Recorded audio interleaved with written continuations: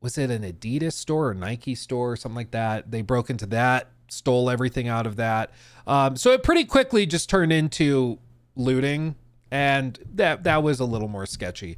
But for the most part, while we were there, it was flowers, and it was quite pretty, and it was like this. And in the morning, this is what we would see. And like the locals, we'd be walking by and they're offering us flowers and things, give us one just for free for walking by.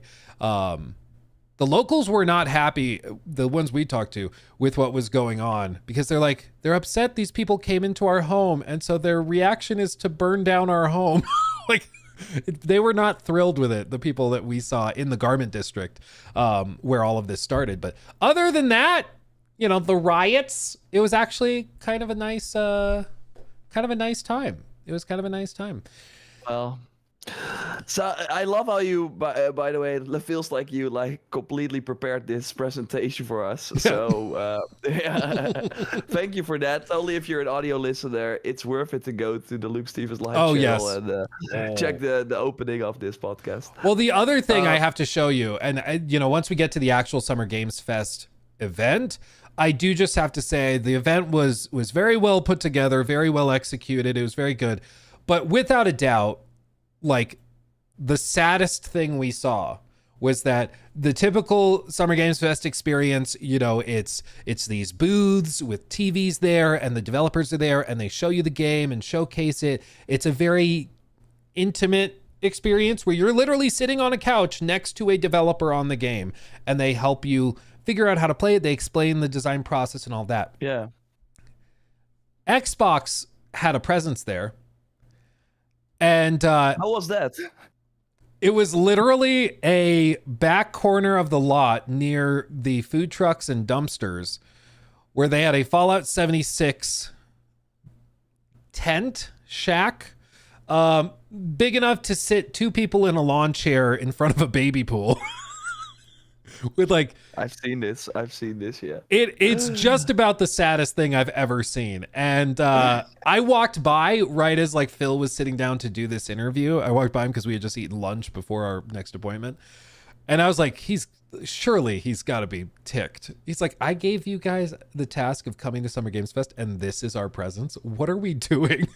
It's the saddest thing I think I've ever seen at one of these events. It's just depressing. They really went hard with the fishing thing, because also at the start of the Xbox showcase, that was what they were kind of doing as the countdown. Of course, they had the trailer during the event.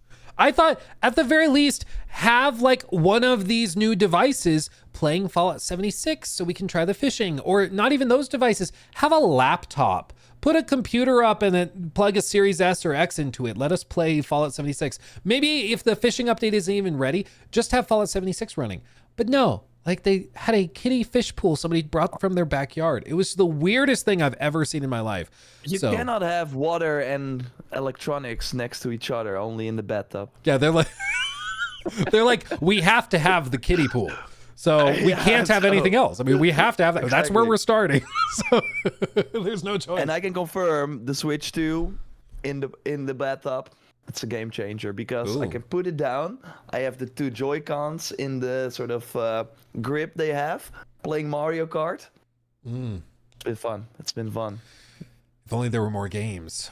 Oh yeah, no, it's really what am I gonna play? Yeah. All the other games I've already played. I've heard a lot of people that are now getting buyer's remorse because I bought it, played Mario Kart for all day on a Saturday.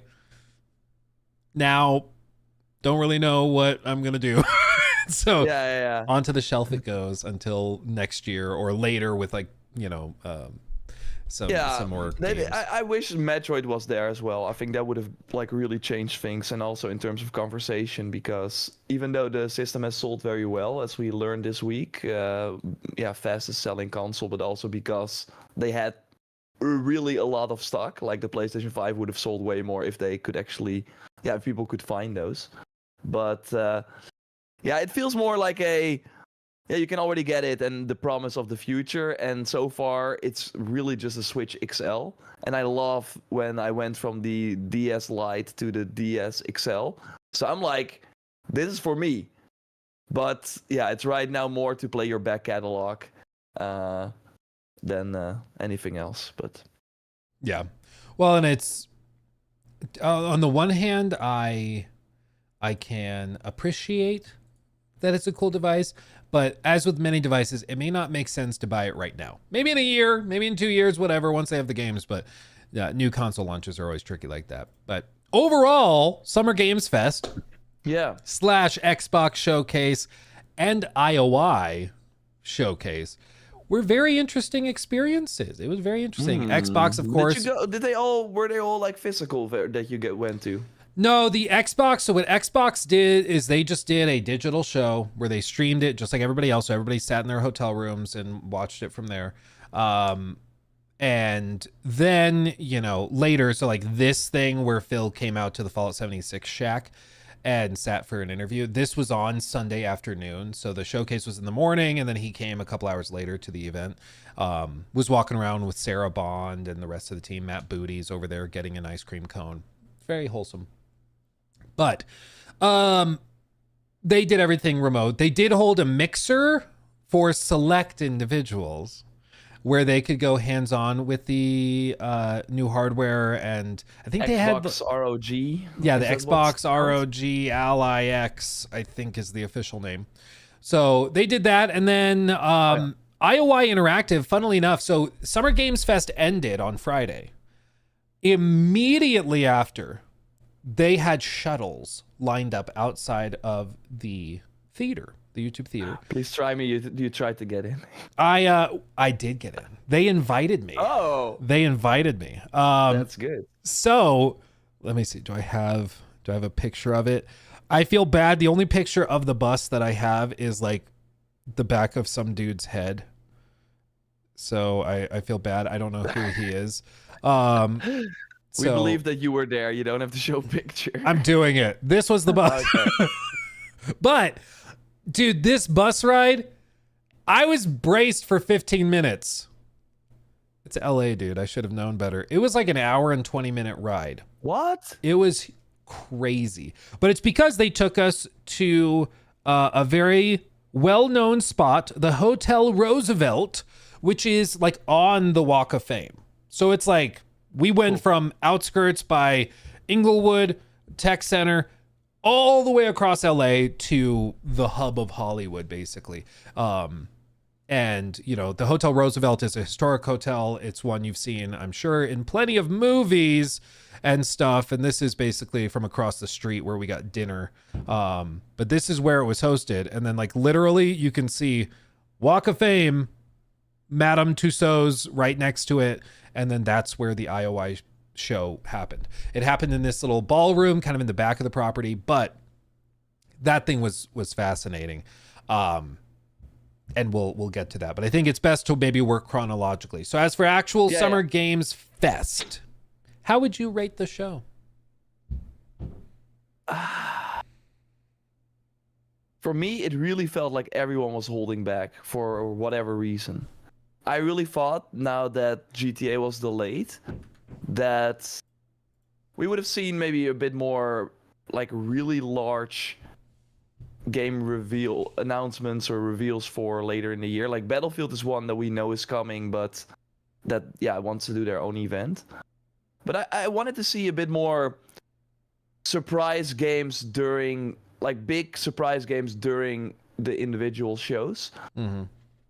So I think overall, for me, there were really some big moments missing. And also during the Summer Game Fest show from Jeff Keighley, I really thought that the trailers they showed for games we already knew about did not really show anything new. They were just a reminder that the game still exists and that it's coming. And that kind of killed the hype for me too. I think the Xbox show was interesting, where they showed quite some cool new game reveals. I thought the Plague Tale game was interesting. Seeing Blood of the Dawnwalker again is cool, and we get like a gameplay reveal for that on the 21st, like a 15-minute gameplay demo. So that's exciting. So there were totally some like smaller games, but then he's like, okay, next year is gonna be Gears and Forza, and instead of like showing some of those games, he just like mentioned them, and then the one more thing was Call of Duty. So it was really weird how everything was structured. But on the other hand, if I was Xbox and I saw the state of play that Sony put up, that was also just third party. And yeah, the Ghost of Yotei thing, I'm still kind of bummed about that. We're gonna raid this camp in a month. Please come back later. What the heck? Yeah, it made me think there's got to be something behind the scenes where like they had maybe some pop in, or they had some bug or something in the demo, and they're like, it's workable, like we could do it, but let's just buy a month. We'll fix it. Do a big showcase where it's just Ghost of Yotei. It'll still do gangbuster numbers. And they just did it that way. But yeah, that whole thing was bizarre. I guess I forgot to even mention the PlayStation state of play because it was quite forgettable. And the amount of Japanese games, and I know Sumaya has already been busting my balls about that, but I was like, why are there like, of all they announced like 24 things, 16 or 17 were Japanese games, and I'm all for Japanese games, but like, what is I thought that was like a very interesting wrinkle to the show overall. But yeah, and then with the Resident Evil, they kind of did the same thing where it was like, yeah, it will come when it will come, or with a blink of an eye. Yeah. And then maybe you could have already thought, okay. But I was like, why are they doing this if they're gonna show it? Or why are they doing this if they're not gonna show it? Like, it was a bad, sort of weird thing altogether. I think so with Summer Games Fest, I think the plan was like they had to plan for it to leak, but they wanted a big surprise to end the show on, because historically you end on your biggest, most surprising thing. True. You don't end on freaking Call of Duty that happens every year, but whatever. So I think what their plan was, yeah, if it leaks ahead of time, Tom Henderson gets a report. Resident Evil 9 will have a presence at Summer Games Fest. That thing happens where he's like, we're working on it. In due time, you'll see more, in the blink of an eye. Then everybody kind of sighs. It's like, oh, that's it? That's what the report was talking about? Bummer. And then the surprise hits. And it's still surprising, even if it leaked beforehand. So I think it was their way of kind of ensuring, even if it leaked, it would still have some surprise factor, but it was unorthodox. I think they're then giving way too much like focus on the leaks, because I would argue that 80% of the people that watched the show did not read the Tom Henderson article, and maybe that's generous. So that's fair. Yeah. I think also this sets a precedent that will drive them crazy in the future, because now every time anything happens in one of these shows, Game Awards or otherwise, people are going to go, yeah, you're saying it's not going to be there, but you said that about Resident Evil, so I don't believe you. So it's going to maybe come back to bite them in the future, but it was still kind of a fun reveal nonetheless. I also had a really fun time during the Summer Game Fest show going to the Arc Raiders Reddit. I'm not sure if you followed that. I didn't look at the Reddit. That was funny, man. That was so many people were. So and they were like, oh, it's gonna happen, it's gonna happen. And then, of course, the trailer dropped, and it's like October 31st, or right? And I immediately went to the Reddit, and everyone was like, what the heck? And then some guys were like, I told you, and like he was linking to a downvoted post and stuff. Yeah. And everyone was well, it's like apparently the whole like before the show, the whole like teaser thing that they put into the executable file. Their plan was to tease an announcement for a tease of the launch time. And so like they were trying to basically do a countdown to the real countdown for when the game comes out. And that's just, I think that's a terrible idea, because it's going to make people frustrated. If in the executable file, like they data mined it or whatever you call it, they looked in and they found October 30th, I think is the date that was there. And it's that or the 29th, but they found that date. People would be like, okay, don't get your hopes up. Maybe it's shown at Summer Games Fest, but don't get your hopes up. But when you find June 6th in that context, you assume that it's going to be something big, and so I don't blame them for being upset about it. But he just got to wait a little longer. And as a community manager, you are looking at the Reddit every day. Like I'm not even like, it's not my type of game, but I was already looking at it because I was like, ooh, if this is not gonna happen, it's gonna be very funny. So they should have just made a statement beforehand, and I think they kind of like regret not doing that. To just be like, yo, guys, temper your expectations. We're working hard on the game. We're gonna have a new trailer, but yeah, it's not gonna be a shadow drop. Just say it, and then it's some hype can be damaging, but I guess then again, a lot of people were talking about it, so maybe they still benefited from it in some way. And when the game comes out, everyone will have forgotten about it. So it's kind of a bummer. Like, they had a really good momentum going, and now that will fizzle out. But that was kind of so. That was, for me, the Summer Game Fest experience was a really weird decisions, and from the big publishers, again, like the Sony State of Play. I think you should expect at least one PlayStation Studios game or like a PlayStation exclusive something at a Sony event. And then they finally show it, and then they do this bait and switch with Yote. Of course, we got the fighting game, but yeah, that's for a particular audience. It's not none of the other games. And Xbox also, Perfect Dark, Fable, Gears of War, E-Day not being there was really surprising to me. But I guess that they maybe did not want to, hey, look at the pretty Gears of War, and oh, by the way, pay $40 for this remaster we're doing. So maybe that's kind of where they went with that. So yeah, I was just missing some really big, whoa, oh wow, I can't wait for that.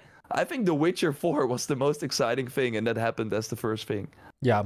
I also think that there were some heavy hitters that were strangely absent.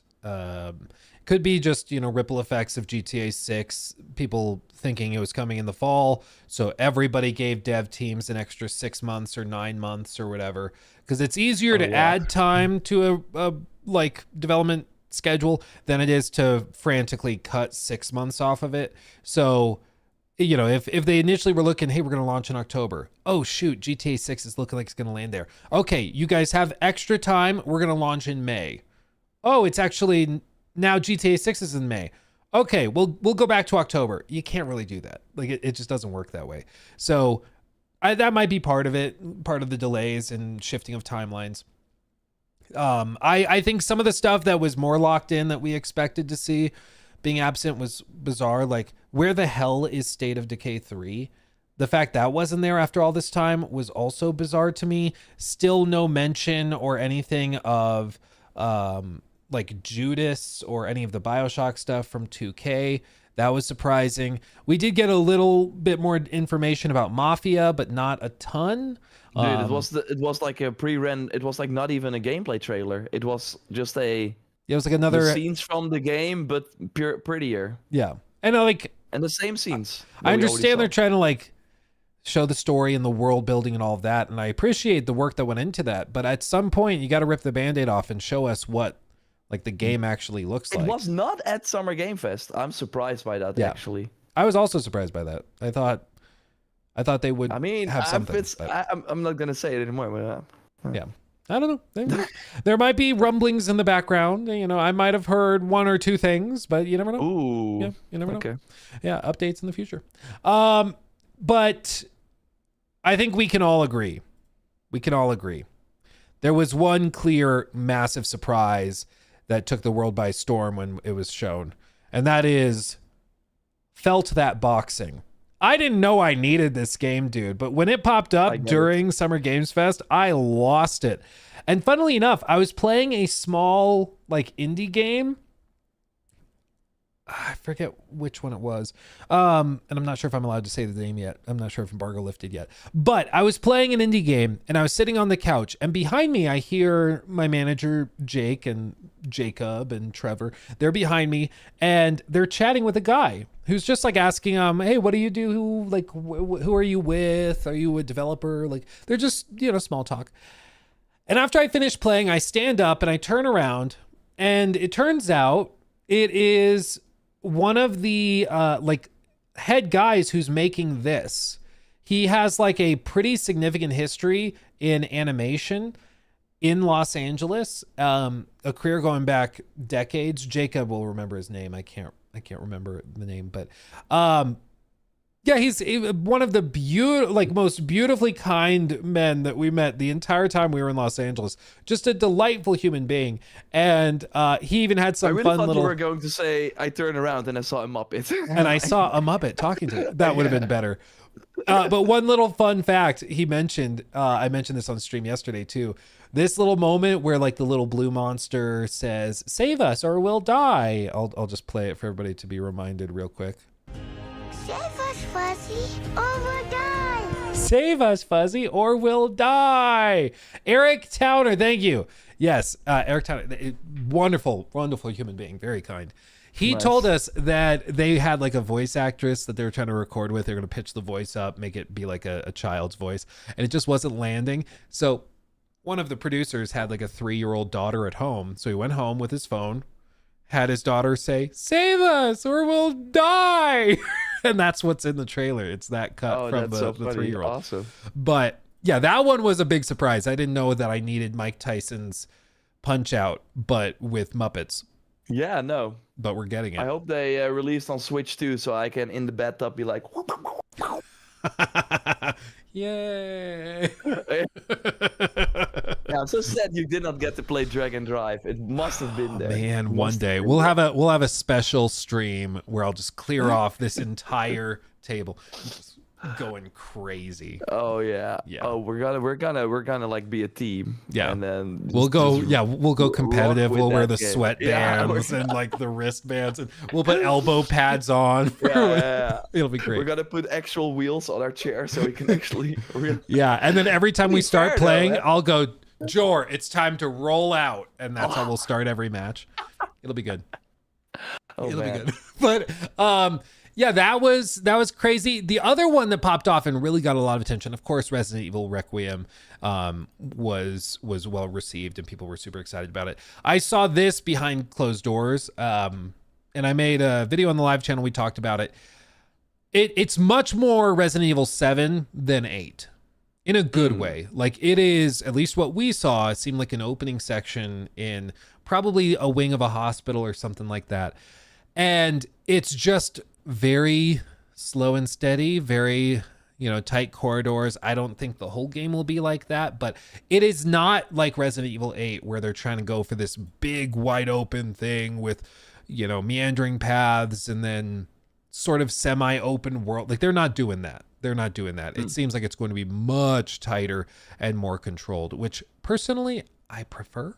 But overall, like the ray traced lighting makes one hell of a difference. And it's also the animation quality feels like it has somehow skyrocketed again. Like every little nuance, like pustules on the monster's face are individually shifting and stuff. Very interesting. So this one, first, like current gen only game, right? So that also is it felt like there was there's a noticeable step up. Like the example I gave was how like a monster is in a hallway, light shining down directly on top of it, so you get like that nice silhouette with like the sharp shadows. And in previous generations, the light would just do that. It would just be the sharp light and then shadow underneath, and that's it. Very dark.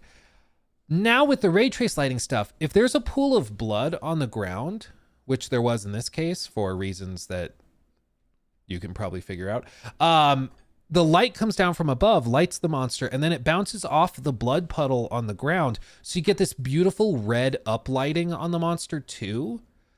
And you wouldn't think it makes that big of a difference, but oh my God, it's like enough to send chills up your whole body when you see it. It's very, very well done. So there's that. They also revealed to us that there's going to be full third person and first person swapping. So you can just go into the settings at any time. Just swap the perspective, which is great.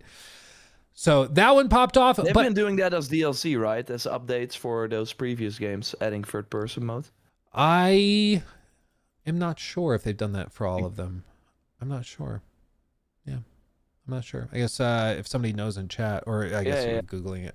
Correct me if I'm wrong. Yeah, there's that one. Onimusha, Way of the Sword also looks fantastic. That one looks fantastic. That one, I think, is going to pop off, frankly. Based on what I saw, it looked like it could pop off. The other one that is weird, This is one I called. I had this in my prediction for SGF, which was Pragmata. Pragmata was revealed again. They say, Once by again. the way, that's only RE8 that got it. Only the RE8 third got person. it. Okay. Yeah. Yeah, this, like, they showed this whole thing, and then people saw this and were like, oh yeah, that's this game. It's the one with like the Death Stranding looking spacesuit guy, and then a little android named Diana who climbs on your back, and that's that. Based on this trailer, I was like, okay, let's see. And I did get to go hands-on with it. I did get to play it. We played a very, very small sliver of the game. And what's interesting is that it has a mini game to break open the armor on all of the enemies, which in short bursts, I think is going to be interesting. Basically, you like hold down left trigger when she's on your back, and you can just see a little bitty snippet of it. Sorry for audio listeners. But basically there's a grid, and it's funny that they just cut at the end. So like they try to cover it up weirdly. But how this works is that you start on one square, and then in this grid, you have to chart it out similar to the pipes in BioShock and like the old BioShock games, and you have to route it to the output. And if you go through like different modifiers, it maybe breaks them for longer, or it gives them a debuff, or it gives you a buff. Like, so as you're running around dodging enemies, you're holding down left trigger and then using square, triangle, circle, X to route this through the grid to break them so you can actually deal damage. And it sounds interesting initially, and it was. Got the hang of it pretty quickly. But I could also see this getting really, really annoying. This really really quick. sounds like the Star Wars Outlaws situation, where every door you had to do that mini game, or every like data pad you had to do that stupid mini game too, to hack some sort of map or something, or a door. Yeah. I think at one point I just switched that off. Except for this, it is literally every enemy in the game. Yeah, no. That sounds multiple crazy to times me. for the enemy, because if they re-shield, you have to break them again. So they also in this trailer show this big boss fight, right? On this like, ooh, you see the earth in the background. Very beautiful. Did you play Riggs? Do you No. know Riggs? No. It's the Guerrilla game K-Bridge VR game. That machine is straight out of Riggs. So then you're like in an arena fighting. That's the thing. This whole game feels very familiar. You know, like, and this was announced back in 2020, and it's been in development hell for a while. I didn't realize until I looked it up. This game was supposed to be released in 2022. It got delayed to 2023. In 2023, they said that it was delayed indefinitely. Sorry, hold on.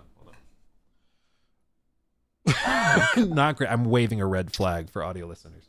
Not great. And then, you know, repeat here with a release date of 2026. But even that, we played a very narrow sliver of like 15 to 20 minutes. We got to this boss fight at the end that they show in the trailer, and they show the end of the boss fight after it's been defeated, where they like look off into space, and it's like a nice vista to finish the trailer out on right here. So they show all of this, or I guess this is right before the boss fight, so I stand corrected. But they show the boss fight, and yet when we reach the boss fight, literally one of the employees races over, hits pause on my controller as I'm holding it, and it's like, we have to stop it there. Like, the boss fight started. I got a round off on him. Flag again. You can grab the red flag again. Yeah, I was like, okay. Ooh, I guess it's not in the scope, but they had booked us for 30 minutes. It took me like maybe 15, 17, 18 to get to the boss fight. Speed run. And then he was just like, stop. And it went, like, to be clear, we literally went from one room, fought one enemy. We use a even simpler mini game where it just tells you triangle, triangle, circle, and then you unlock the door to get through, and then it'll rearrange symbols, but it's like 3 or 4 symbols for each door. No thought. It's just monkey brain tap the button you see. But we went through that, fight 3 more robots, and then it's like, okay, unlock 3 locks for this door. You jump over here, unlock that one. Jump over here, unlock that one. You just do that, and then it opens to the boss fight. Like, it was very bare bones, like very simple gameplay. And then we got to the boss fight and they're like, stop, and shut us down. And it was phrased kind of weird because the guy was like, yeah, we can't let you go any further than that. That's the end of it. And I was like, oh, okay. Like I set the controller down. He's like, yeah, sorry. That's where we're stopping it. It's like, that's fine. And he goes, thank you for not making a scene. Whoa. I was like, what?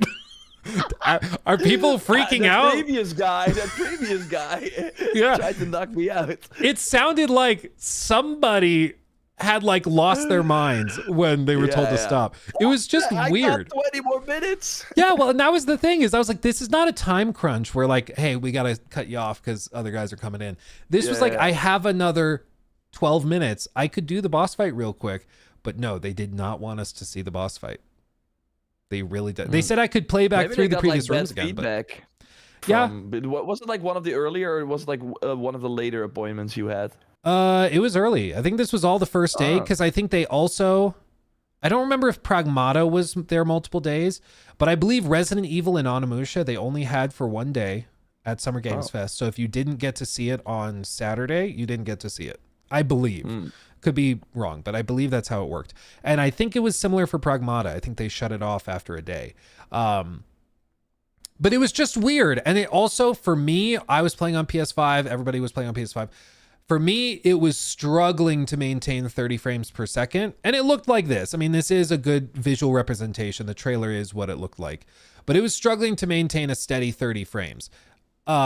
Jacob played it off to my left on a separate system, and he said his was pretty solid at 30.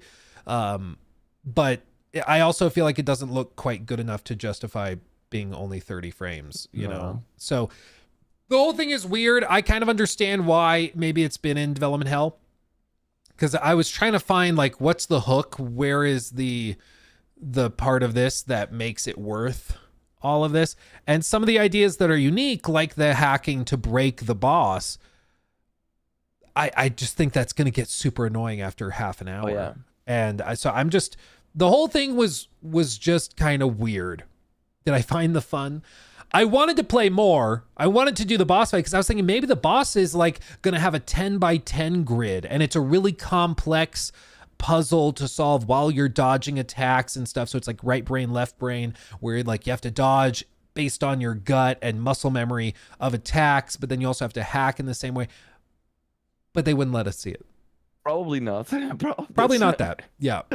So this is a weird one. That you were like, of all the games you were going to talk Pragmata, that this was going to be a banger, but I'm kind of disappointed. Yeah, it was just weird. And I didn't look back at this trailer until just now, but seeing that they literally edited around the puzzle. So like they have the puzzle in for all of like 1 frame, 2 frames, 3 frames, puzzle solved.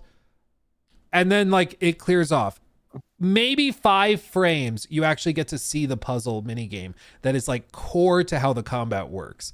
And it feels weird that they would be hiding that. And it makes me wonder if the feedback internally or from like the playtest is really bad. And so they're trying to come up with some way of fixing it. I don't know. It's also like there were 4 guns. You can see in the bottom right-hand corner, grip gun. This is a 6-round revolver that recharges slowly over time.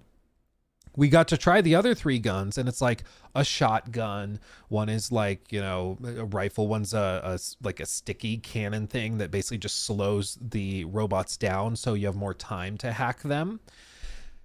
But like, that's it. And each of those guns have 5 shots. Once they're out, they're done. There is no reloading them. So you have to pick up a new one off of an enemy. There were just like a lot of things where I was like, I could find every aspect of this getting really annoying after 45 minutes. So yeah. That was a weird one. You did play Crimson Desert. I did. Yes, I did. That is really a game where it's like, oh, I've played that before, and then you pick up the controller and it's like, well, how do did I forget to play open world action games? Yeah. They have a lot going on. It's a lot going on, and it's also it's like you said, it's a very different kind of game than you may be expecting it to be. The devs told me that their turn of phrase and what they say a lot is the sooner you stop playing it like a Souls-like game, the sooner you have fun. Yeah. It's just a different thing. Like combat doesn't work the way you may be expecting it to. It does not play like a traditional, like, Western action adventure game. It's just very different. Once you get the hang of the controls, it's awesome because there's so much you can do here. This like triple jump thing that's done by like sprinting, jumping with R2 and square, and then using left trigger to double up on that attack or on that jump, and then right trigger again to do a triple jump into the air. Then you hold down square to then start floating and flying. When you're just sitting down and it's like you have 5 minutes to learn how to play. It's very confusing. It's very confusing. Yeah. But once you get the hang of it, it's actually pretty solid. Yeah, and there's a lot of depth. Yeah, I had a good time. And it's also, they were saying previous demos were about just like showcasing earlier gameplay, nothing that crazy. But this demo, which you're seeing snippets of on screen now, was all about just flexing how much they can do. And the whole world is like built up in this very systemic way. So for example, like picking up this pillar that you see him picking up here, you can pick up logs like that. You can pick up different objects like that, but he's picking it up to slam this boss because he has such thick armor. You have to deal damage that way. That was also a point of confusion where like the controls are really tricky. My demoist, she was telling me you lift up the pillar and then you hold down L1 and then you'll get prompted to do the attack to deal damage. It's R1, not L1. So I took like 4 swings of this guy, or attempted swings, and it wasn't doing anything. It's like, is it bugged? What's happening? And then we realized, oh no, it's a different button. But anyway, we overcame that. That being said, there are hundreds of enemies on screen. It can be quite chaotic at times. Once you get a hang of the controls and stuff, it works, much more consistently.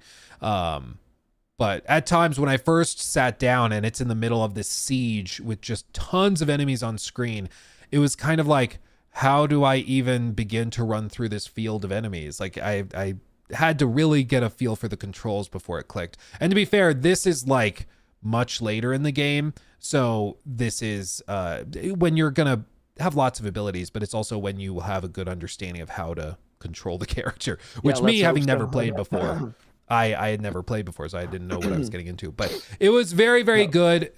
It ran well, and I was really pleasantly surprised by it. Yeah. They did tell me, I do want to, just in case you missed the video where I gave like a little update for it, they did specify that they had a fix for the camera lock issue in the build, but basically how they did it is that they separated it out. So there is a like camera lock and there is a target lock, and they are different things, and they're gained by doing different button inputs. But basically what that means is that there's a lock on for enemies for you to like throw something at them, or for you to, deal like a bow attack, it automatically will go there.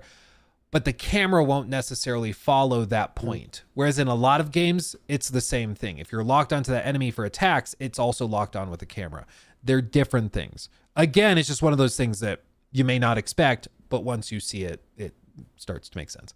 So they did make improvements there. And I think, this I still am convinced is going to be a really impressive game. If anything, I'm more convinced now after playing it. I just think it has a much steeper learning curve than I initially thought. Yeah, and I think for like an 80-hour or so game, that's kind of fine if the tutorial is right. I think what will be really important, and I do hope they realize that they've now really shown a lot of instanced missions, and it is a huge open world game. We really have to sit down and, okay, what is 3 hours in this game gonna look like? And what are, like a point that you raised, how is the dialogue? Is the story engaging? That's still something they are kind of trying to avoid to put a spotlight on. And what is the release date? Did you see there was like a leak from a Romanian game shop where they put it at like the end of November or like December 2nd. with the collector's edition leaking there too. So yeah, I think it was interesting that the game was at Summer Game Fest with a brand new demo, but not at any of the shows.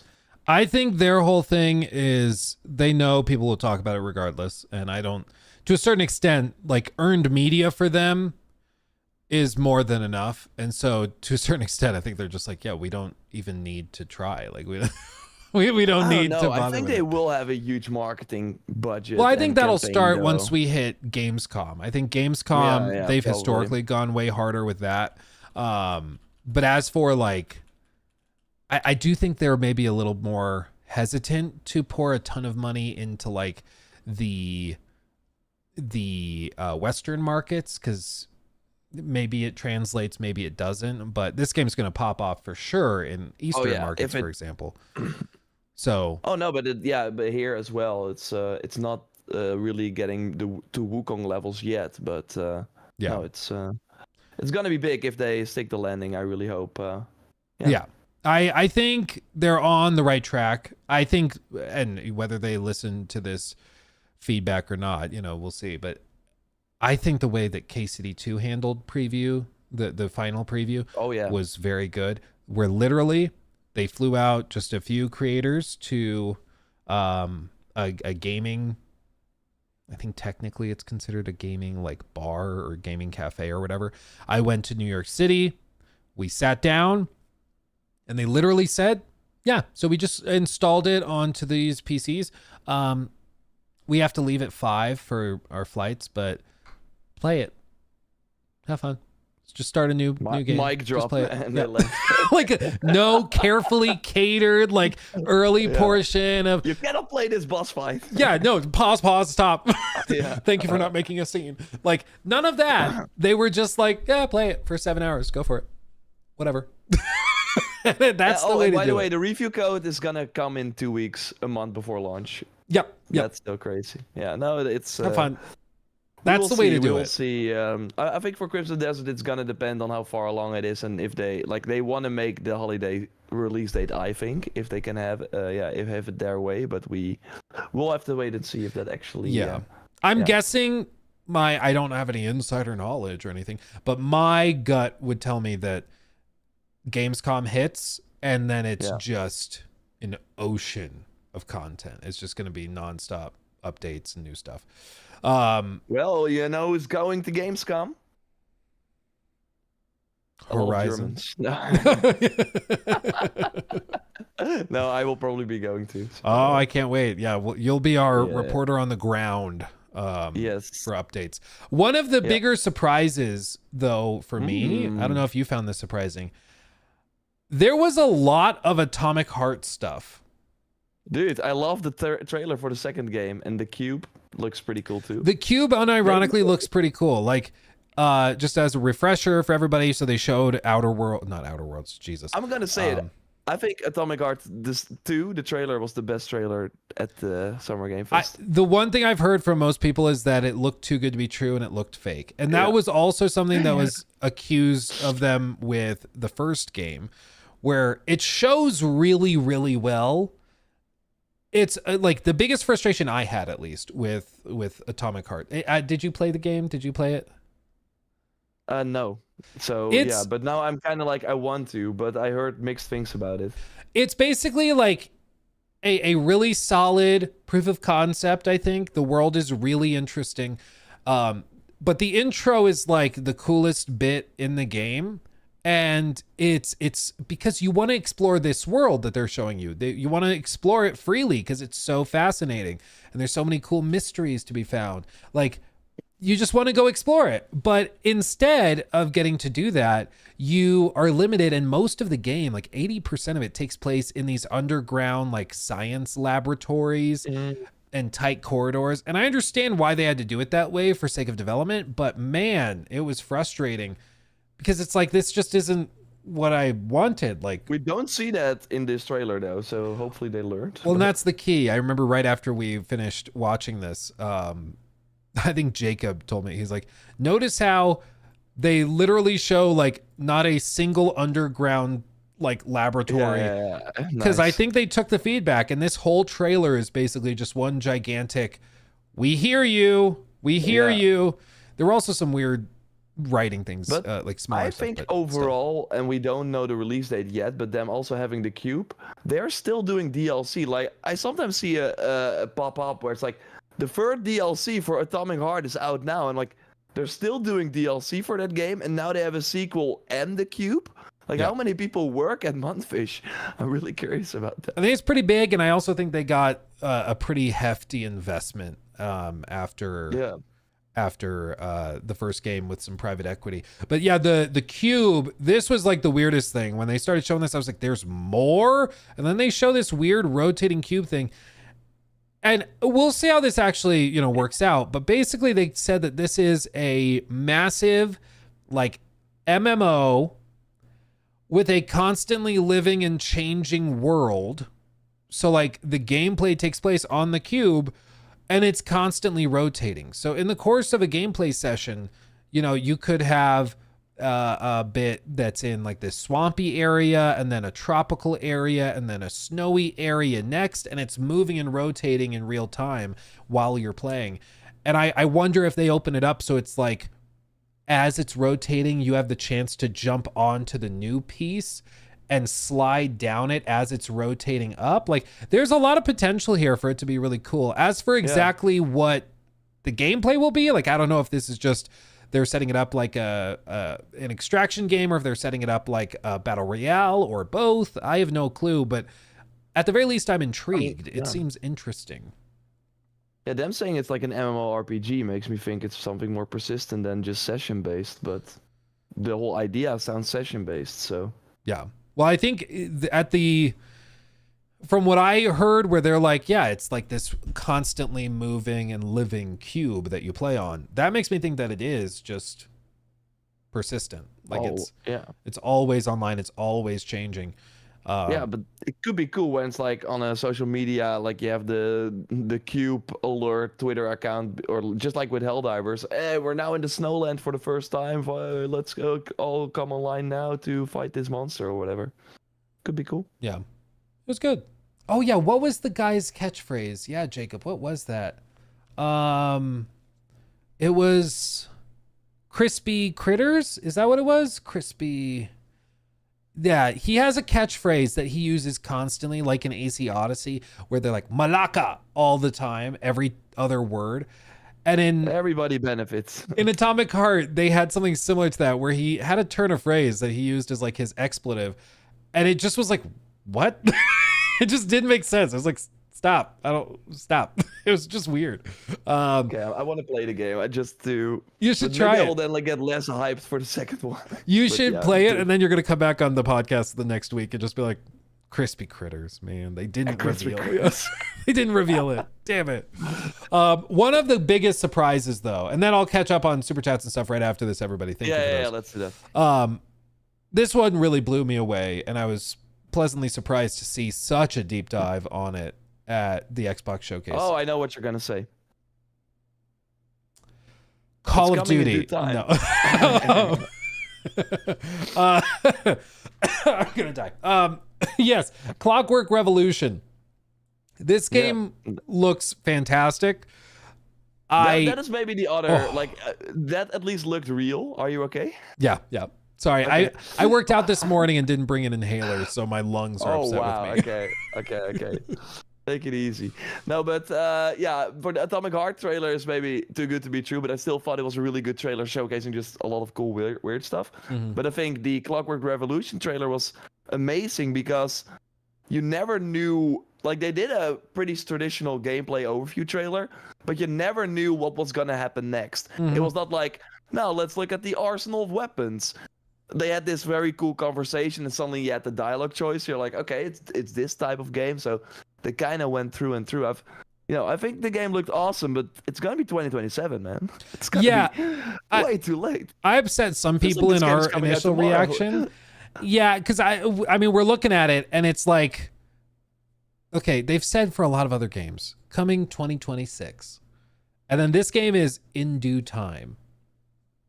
If it were 2026, they would have just said that. Like, it really sounds like 2027, which starts to get to the point where it's like it's going to be cross-generational. Like, that's the timeline we're talking about. But I think it looks really solid. I think they've taken enough time to really do something unique and different, and it's clicking with people. I mean, the reaction to this trailer has been phenomenal, and I really hope that they nail it. It would be great if an Exile can come in and just wow people. This could be their Baldur's Gate 3 moment in a way, where it was always like, oh, did you play Wasteland? No. And yeah, it's like a niche thing, kind of like Pillars of Eternity, and then this game is kind of more mainstream in a way. I really hope they hit it out of the park with I this. think there's going to be, I'm starting to get to the point where I want to kind of make guesses for what that next big thing is going to be, like what the next big studios are going to be. Because not that long ago, Larian was not really on people's radar. Like, people had heard of their games, had heard of Divinity, but Baldur's Gate exploded and made them a huge kind of household name in the gaming space. And I do think that it's just a matter of time before we see the next generation of that. And I think like Owlcat Games with The Expanse stands a really good shot at popping off, because they make phenomenal RPGs and are also like, they're starting to make a game that people really connected with and are like, this looks like the Mass Effect game we always wanted. So I think they could be one. And I think this game looks so good that it, if it delivers, could also be like that. I would look more at companies out of Asia though, like S Game with Phantom Blade Zero. Yeah, I think that game's gonna be phenomenal. I don't know if like, I think they will pop off, but I think like one time is an occurrence, twice is a pattern. So I think you have to pop like 2 big hits or 2 pretty solid games, or like build up to it.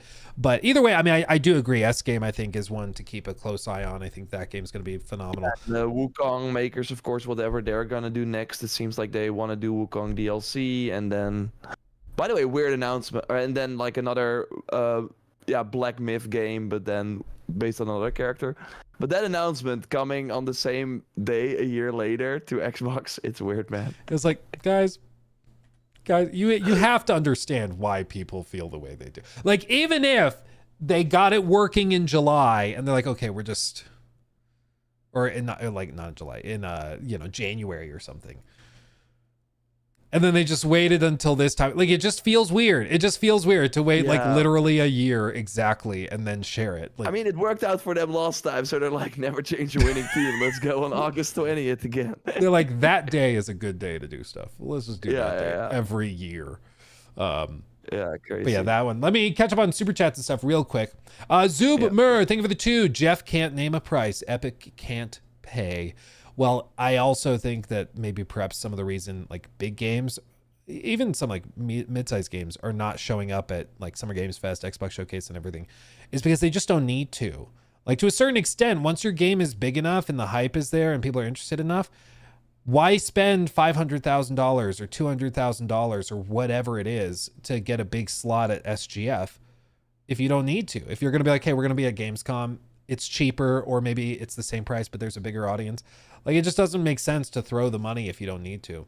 So I think that is a component. And then, Epic. Yeah, and then we get Wuthering Waves and Genjin Gunju and like all these games all those gacha games that they changed some names and they all look like the same game. Summer Game has had like way too many of them. Yeah. It's better than there was one year, I forget which one it was, maybe 22 or 23, where I think it was the Game Awards was just filled to the brim with mobile games, and it was really awkward. I don't remember which one it was, but I feel like Jeff has like slowed down on that at least a little bit. Luke, thank you for gifting a membership as well. Thank you for that. Welcome whoever got that gifted. Thank you. Christopher Burnett, thank you for the 5. Should we be I can read. Should we be concerned about Crimson Desert? Every playable demo over the last few months have been on PC only. How does it run on PlayStation 5? It's a good question how it runs on console. I don't know. Have any of your demos been on console? No, I did have a DualSense, but it was on PC. I just think that for them, showcasing it on that platform, makes the most sense because they can, it's always easier to develop on PC and showcase it that way. But I think we should get alarm bells when we are closer to launch and we've only seen PC footage. Kind of like what happened with Cyberpunk, right? Where, they were kind of cagey about the PS4 situation and stuff. So if they keep now, it hidden, I would not Yeah, it's early enough that they're still optimizing it. But I agree with Jor. If we get to that point where it's like, a week out and there's still no PlayStation, like console gameplay trailer or anything, at that point, I'd be like, don't be pre-ordering nothing. Don't get your hopes up for console. Like, wait until we know what we're getting. So I wouldn't freak out about it yet, but it's definitely a good question. And if anybody from over there is listening, console gameplay, people want to see it. Sumaya, thank you for that one. The new Xbox handheld looks interesting to me as a PC gamer, but Microsoft gotta let you play games from your Xbox console. Otherwise, it's a huge stab in the back to people who bought an Xbox again. But Microsoft gotta let you play games from your Xbox console. I'm not. Do you mean play Xbox copies natively on the handheld? I think that's what you mean. Okay. Yeah, you basically bought all your games on Xbox and you buy an Xbox device. So you think that the library you bought, would come with you, and it only works if you bought those games on PC, and then you can still play them on Xbox, but not the other way around. Or if you bought them on Xbox and they are certified as Play Anywhere, which not all of them are. Yeah, exactly. Because if it's Play Anywhere, you can play them on the handheld because the handheld's a PC and you just play it through the Xbox app. But it has to be Play Anywhere. So I think that's I thought. Okay. Yeah, I thought one of the biggest announcements during the Xbox show was them saying, all the games you see here can run on it's actually the ROG Xbox Li. X. For the black one. But I thought that was pretty big, that they said, all the games that you see here are able to run. That's pretty big. Although then we did not see any of the bangers where you were questioning, hey, is it going to work like a Fable? But I mean, I also don't put a ton of weight behind that because there's plenty of games that run on my ROG Ally that I would not want to play on my ROG Ally. Like there's a lot of games where it's like, it booted. Yeah. Yep. But that's why for me, I've not really seen a lot of the coverage, but it's not really clear, apart from it looking more like a controller, what really the difference is, and it of course having the Xbox branding. But I watched a video. More like an ROG.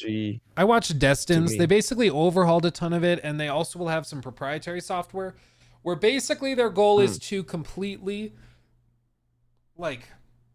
they want to have a lot of the background processes that typically clog up Windows. They want to be able to hibernate all of those and shut them down or move them off in order to get more of the processing power spent just on the game instead of running on hey, scan Windows security update number 6082 for today for the 15th time. They want to put that in the background and just run the game when the game is booted. So they're overhauling a lot of Windows to push for that. And some of the Armory Crate software has been upgraded and updated, but let's not get it twisted. I agree. This is just an ROG Ally. It has a bigger controller design. It's apparently got a better cooling solution because it's thicker, so it should stay cooler and the fan shouldn't have to work as hard. There's things like that, but if you're expecting a totally new handheld or something, that's just not what this is. Yeah. So, no. But I agree, having the library would be nice. But as for whether it's a stab in the back to Xbox fans, I wouldn't go that far because I don't think a lot of Xbox console fans will be buying this necessarily. I don't know. It's a PC. It's an ROG Ally. Yeah. Yeah. Anyway, Lucas, thank you for that. 18 months. Ooh, baby. Luke, am I allowed to be hyped a bit for Clockwork Revolution? I don't even know how many times how many times of detail it has yet. Yeah, I mean, I wouldn't say hyped. I'd say be intrigued, be excited even, but hype makes you stupid, my friend. So resist the urge. Oh, Jimothy coming out swinging. I don't think there's a lot of Xbox console fans to begin with.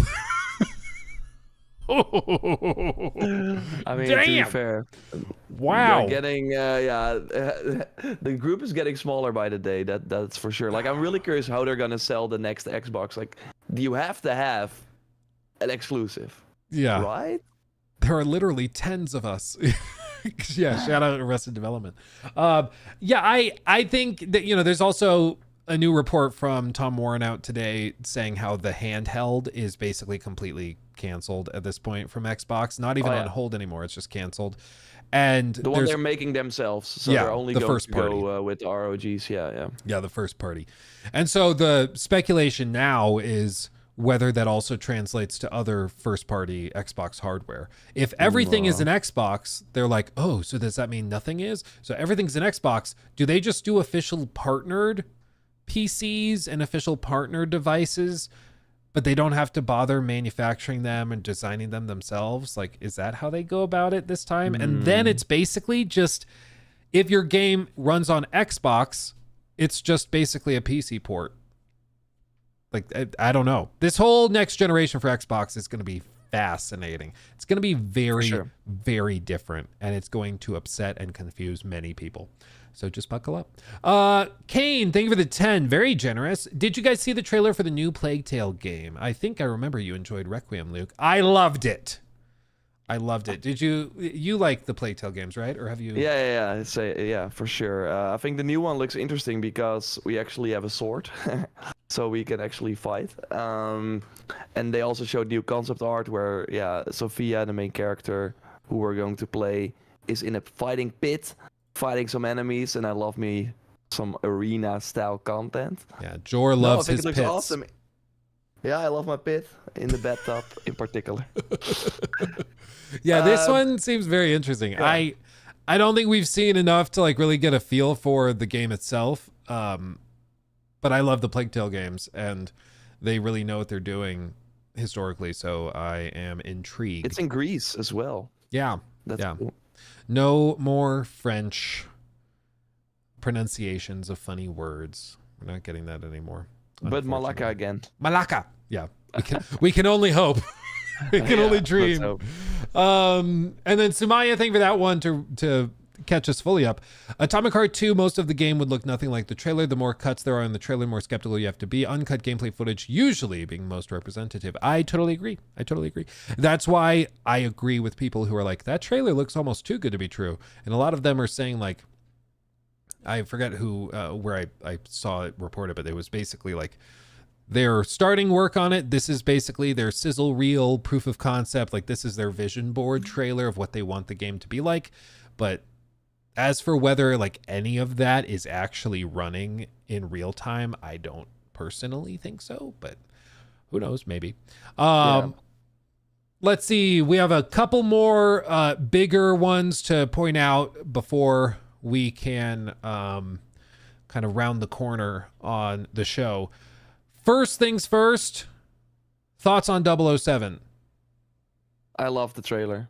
Like that, it's mostly just a game that I feel is kind of missing right now. That Uncharted, like going on this adventure to tropical areas, kind of lighter tone.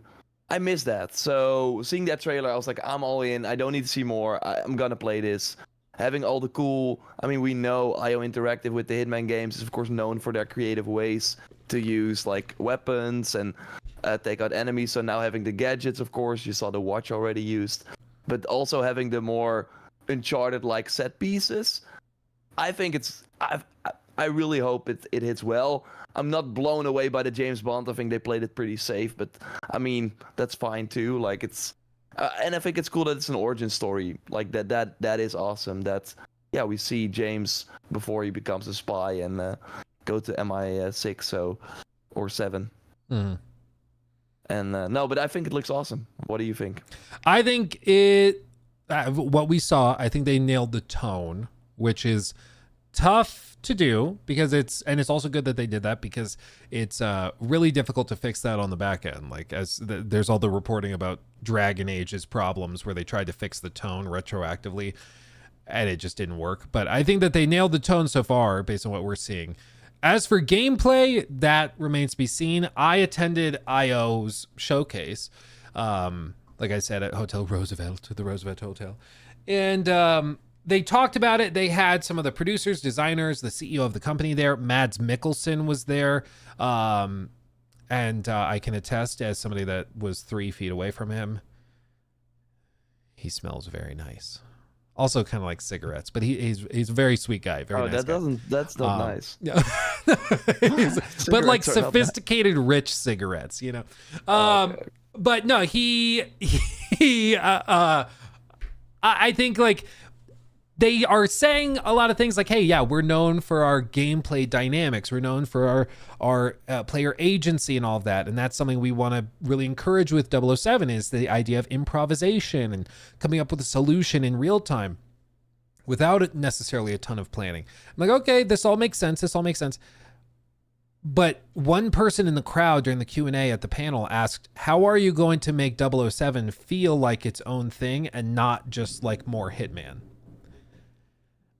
And they didn't really have an answer. Sorry, there's a big boom of thunder right outside. They didn't really have a clear answer. It was like, yeah, we're aware they're different characters, but that's why we're making this game is because the games we make are right in line with 007. So I don't know. It might just be a more narrative Hitman game. That might be it. In which case, I think that's fine. But I just don't know what, like, you know, an hour of 007 will look like. I don't know how it's set up. But I'm intrigued. I mean, at least the publisher has a really good track record for super high quality games, right? Yeah, I'm curious if they're going to add, if it's going to be very linear, or if there are ways to, let's say you have to assassinate someone like in Hitman and you can do it in multiple ways, how they can incorporate that, but then have, because for me, the Hitman games felt kind of disconnected between the maps. You really saw, okay, this is the map that they want you to investigate, and they had some cutscenes in between, but I think the 007 game hopefully has more of a through line through the game, and then still these sort of playgrounds like the parties we saw, the mansions you can infiltrate, where you do have maybe that freedom. So I hope that they can like find the right balance there. But for me, it's just, yeah, I love the previous James Bond games. I miss Uncharted, so it seems to hit all the right angles. But sorry, what do you want to say? Well, I like half expect, and my personal fear, okay, I'm about to confess a fear to you, is that they're gonna do some really stupid, like, episodic bullcrap where they're like, yeah, this is a story that will be told for years.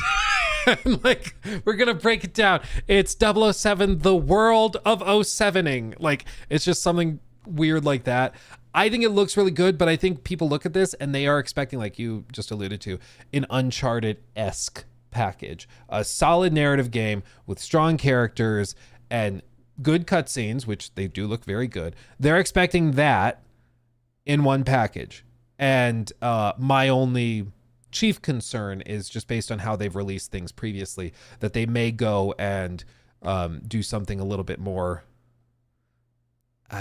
just IO. Like, Hitman's very, very good, but Hitman also is built around this like platform, very similar to what like AC Infinity is supposed to be. Like, I wouldn't be surprised if a lot of the inspirations for AC Infinity came also from like World of Assassination and how they've set it up. Well, we're not seeing that yet, man. Yeah, we're not seeing it yet. What a letdown AC Infinity is so far. Well, in one way, like, it is underwhelming, but I think it's because we made fun of them so much. Like, everybody was like, don't you freaking dare. We know what you're thinking. Don't do it. Don't do 3 different battle passes. Don't do all this crap. Don't do it. And I think they finally were like, okay, we won't do it. And so now it's just kind of a hollow husk of a thing that doesn't do anything, because it was built pretty clearly around, okay, maybe not pretty clear. In my opinion, I think it was built around monetization at its core, and then they stripped that out to their credit. And now it's just like, well, why is it here? Because it doesn't seem to do anything. Weird, man. Yeah. But we saw 007. 007 looked really good. Hitman stuff, of course, they had what is it? Le Chefre, I think? Yeah, the Casino Royale villain. Yeah, so they showed that. That's seemingly interesting. They announced it way too long, by the way. Dude, they were very excited to have Mads Mikkelsen there. What he revealed, though, is that, and they said this like it was a selling point, and I didn't think it was a selling point. But what they said was, somebody asked him, how did you feel, Mads, returning to the role after whatever it's been, 18 years or something? And he said, the typical funny line, yeah, he was more attractive back then, things like that. But he also said, I was in Spain. I think he said he was on vacation when he got the job. So he went to a recording booth in Spain, some like audio, recording studio, and he recorded all the lines there. And they didn't really tell him much of anything. He said, I had nothing. I had just the words. I had just the script. I had nothing. And he said, so I asked them, I was like, why don't I just do 5 different versions of every line? And then you guys just pick the ones that work for the setting and the situation. I was like, that's not really how acting works. Like, we'll just do 5 different takes. I'll do them all very differently. And you just pick the one that's appropriate for the character. It's like, it sounded like, he's describing it as like a cool new way of doing it. But I was like, this just sounds like kind of a thing where they're like, hey, a side mission for him. It was like, he's literally like, I could come out and do motion capture. We could do this. I don't think you can afford it. So they were like, what if we just paid you to go to a recording booth for a day? And I think that's legitimately how they did it. I'm really curious. Like, we will hear a lot of one-liners just during that mission. Where But it's like, 5 different versions of the one-liners. Yeah, you'll hear, busy night. Busy night. Busy night. It's gonna be good. Yeah, that was funny. But people love Hitman. They announced it's going to iOS. They announced it's going to Switch 2. So you'll have something to play in the bathtub. Nice. And they did. Okay, the saddest thing was they showed off MindsEye at the event. Now, I made a follow-up video on that because I've been covering MindsEye. I think there were plenty of red flags. But probably one of the saddest things was that they had like the associate designer there, and the associate designer, it's this guy. If you're watching the stream, this guy right here, sitting next to the voice actor of Hitman, Mads.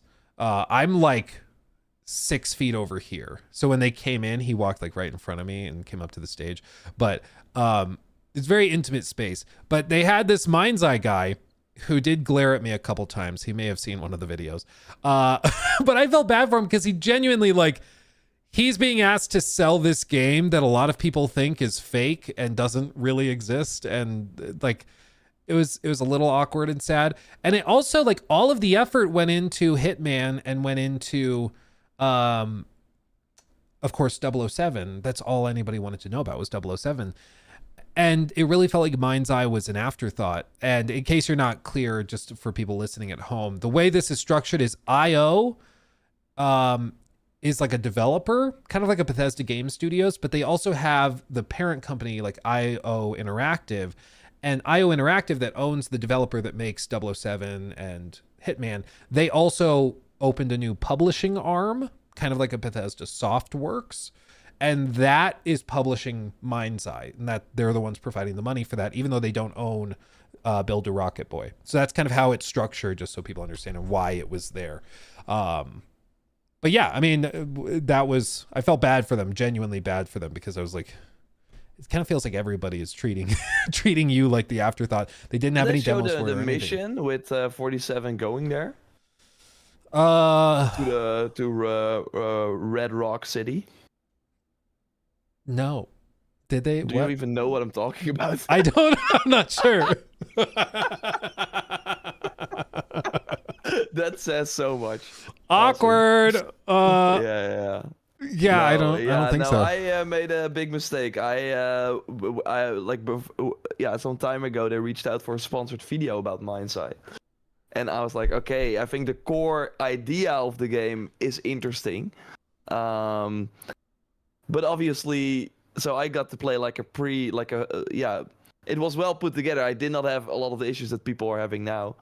So I made the video and obviously, highlighted the things that I think are interesting about the game, how you can make your own levels and stuff. And it works pretty well. Mm.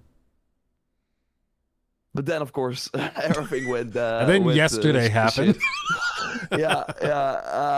Exactly. And so I removed the videos are private now on all platforms, which is pretty big for a sponsored thing. And I want to make a video about it tomorrow, kind of kind of saying sorry for doing the sponsored video on MindsEye, because it was a really bad idea. And I also wanna, if people bought the game because of the video that I did, and they have to show some proof, and I will explain that in the video, then I will pay it for them. Oh, that's very nice of you. Yeah, because I feel really bad if people made that purchase based on that video. So. Well, it's always tricky because when you're doing sponsored stuff for unreleased games, you don't know what you don't know, right? Like, yeah, you don't know what you don't know. And we had, what was it? I did a sponsored video like a year or two ago, and I'm forgetting which one it was, but we did a sponsored video, and basically we filmed it, like imagine filming it May 1st. And then it's edited, it goes through revisions and passes and doubles and triple checks and all of this from legal departments to make sure it is FTC adherent. And then by the time it's published, it's like the middle of June. And right like 3 days before we published it, there was a huge scandal with the game. Like something, I think it was like there was a separate difficulty mode that was being charged for, again, I forget which game it was, but it was like New Game Plus was locked behind a paywall or something like that, which we didn't know when we were making the video. Like we didn't know what we didn't know. And so like we put this out and people were like, wow, you don't even mention the thing that just happened 3 days ago that didn't happen when you made this. And it's tricky. Oh, maybe it was Yakuza. I think it was Yakuza. And to their credit, the Yakuza guys were like very understanding. They were like, yeah, we understand like the feedback from the community. If you need to put pinned comments, if you need to like make a follow-up, like whatever you need to do, we understand. Like this is not your fault. And that's the tricky bit, is you don't know what you don't know when you're doing stuff like that. You know, yeah, exactly. And of course they're framing it very particularly to you. They want you to hype it up, you know, like they're not going to tell you it's really broken. I still think there is an interesting idea buried somewhere in this game, but obviously it did not come together. And there was not a lot of info about the game when I made the video, so I wanted to share that info. But then, obviously, I should be more picky next time. So that's a big learning, and obviously, making sure that everything comes across right. In the video. Well, and there's always going to be, you know, the important bit is to learn from it. I think there's always things we've done, you know, people see the mistakes and the times where like, oops, shouldn't have taken that one, or, oh, that one ended up being trash and I didn't realize at the time. Like I thought it looked good and then it ended up being not that. And so there's always, you know, times where there's mistakes, but people also don't see all the things that get turned down. Like, in 2024, we turned down well over 6 figures in offers, like of all sorts of games and gotcha games and mobile games and some insane stuff. Like one person reached out, they wanted me to do a sponsored segment to promote an OnlyFans account. I was like, what? Like they wanted to pay me to say, go look at their butthole pictures. It was from my bathtub streams. You should have taken that. It was Jor, yeah. Yeah. It was crazy, dude. I was like, no, and even like during the election, I got reached out to by some like political action committee, and they wanted to sponsor me to basically push for one of the 2 presidential candidates. Like crazy things happen behind the scenes that you like crazy. People may never see. And of course, slip-ups happen, you know. Slip-ups happen. You should, like, in 10 years from now, do the sponsorships I did not take video. Oh, that would be good, dude. That would actually be really entertaining. Because then it's, like, long time enough, and it's like, ooh, that OnlyFans account. Let's... Yeah, I was like, okay. But then you are still promoting them, so maybe it's not smart to do that, actually. Yeah, dude, there's just so many things I would love to be able to share. Because there's some hilarious things that have happened where you're just like, there's no way this is real. But yeah, anyway, so we may make occasional jokes at Jor's expense about MindsEye. It's okay. He's got thick skin. It'll be okay. But the key is learning and growing. Yeah. And were they understanding when you reached out about like taking the videos down, or you don't have to. Yeah, they actually were. They actually were, because I don't think they expected the same shitstorm either. And yeah, no, they didn't want me to, or that it would really hurt, my reputation and stuff. So they were pretty good about it. Well, that's good. I mean, I saw which that is they nice. also, Carnage, he was about to stream it. Oh, Like, he had yeah. booted the game, and he checks his email, and they're like, "Oh, actually, we're putting the sponsorship on hold." And they like shut it down right there. And so he was like, "I guess we're playing Dune." Booted up Dune instead, which is wild. That's crazy. Yeah. But So it's for the best, I think. Like, I don't know, man, if they're gonna survive this, but yeah. I personally don't see how anybody would give them more money, because again, like, the whole premise of MindsEye / everywhere was that it was going to be a platform for you to build games and game modes, and it's going to be living and breathing. And that was supposed to be the everywhere platform, and then MindsEye was going to be a game within that. And I think they started running out of money, and they couldn't monetize it with NFTs or whatever they were going to do. And so then they were like, okay, finish MindsEye. That'll get us cash to finish everywhere. And then, they just had to rush it. And it's unfortunate, because there's been all sorts of reports of unbelievable crunch at the studio and all sorts of craziness. So I hope all of the employees and stuff land on their feet, and I hope the executives suck it. So we'll see. 100%. Speaking of sucking it, what do you think about Outer Worlds' desire to just totally destroy people's wallets? They revealed they're charging $80 for this. This is their first $80 game. I think they should have done the $80 with the One More Thing game, Call of Duty Black Ops 7, and not Outer Worlds 2. I don't know. They either want you to. Yeah, I think it sucks, because I do think the game looks interesting and like a huge step up. But this is the news now. They should have seen this coming. Just it also is because the first game was from Private Division, a smaller label from 2K, and they did kind of put that on the map as a sort of it's a smaller type of experience. So that's kind of the expectations going in. And then you have this game. Okay, they showed it's like bigger and stuff, but to then charge way more. I think Outer Worlds 1, was that 60 or was it even less? I don't even know, but 60. It feels so weird to be like, yeah, it was full price at 60.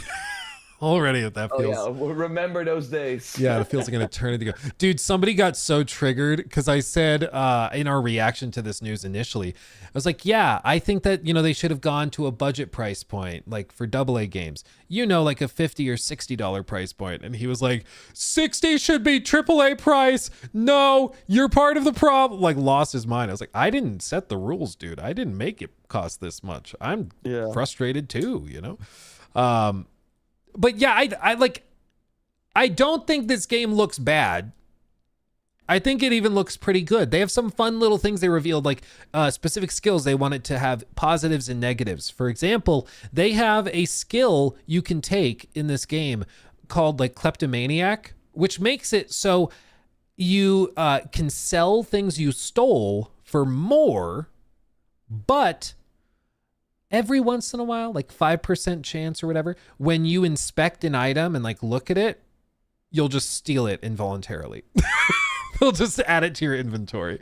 And so you're just a little klepto. Even though you didn't want to steal it, it's in your inventory. And now you have to deal with the consequences. If you were stealing something right out of somebody's like desk or something while you're just looking around an environment, which is like a fun idea. Or one which is like bad knees. So while you're crouching, you can move faster to stealth. But when you stand up, your knees make such a loud audible cracking noise that it alerts enemies around you. Like little bitty things like that are just kind of fun. Yeah. And so I think they've got some good ideas, and there's some interesting things here.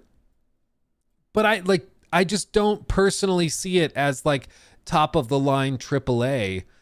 And No. I think their hope was by giving it that like full stage showtime like they did with Call of Duty last year and Starfield the year before. I think the hope was that would kind of push this into that AAA tier so that it is treated that way. And I just don't think people have been convinced of it.